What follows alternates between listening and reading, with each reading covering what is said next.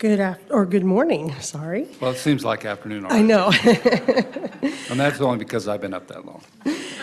My name is Marianne McRory. I am from Pocatello, originally from Georgia, and I'm here to ask you to add the words.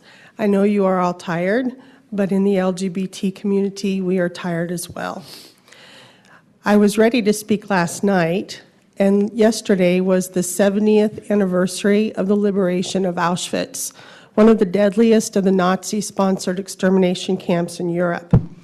In March, it will be the 50th anniversary of the historic March on Selma. I am somewhat incredulous that with the history of these events and others, we are still debating, judging, and slowly doling out basic human and civil rights. I am the mother of twins who were born 15 and a half years ago here in Idaho and were identified by the doctor as male. As they grew older, it became obvious that one of my twins, my son Ben, loved what society considered girl things. He was teased by some kids in elementary school, but was able to handle it with a shrug of shoulders and a toss of his head. I was not able to handle it so easily when adults would bully him, and many times was left wondering where people get the idea it is okay for them to bully and condemn a 5-year-old boy for wearing a pink Barbie tracksuit.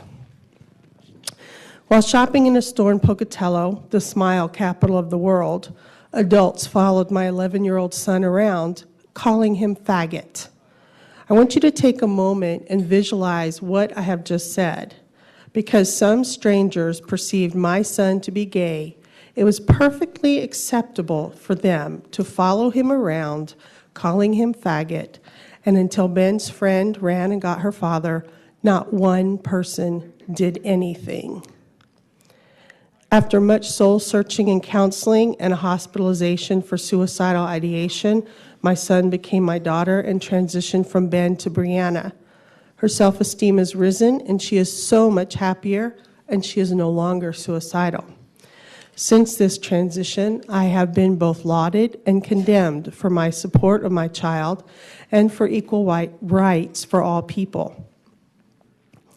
By not adding the words, the state of Idaho has given a pat on the back to every student, teacher, coach, administrator, and random stranger who has called my child monstrous, perverted, deserving of bullying, and fag.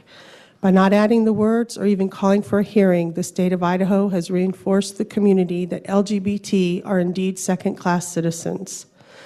I'll just close with, we've heard before, do unto others as you would have others do unto you. But I would ask you to do unto others as you would have others do unto your own child. Thank you. Are there questions? Thank you.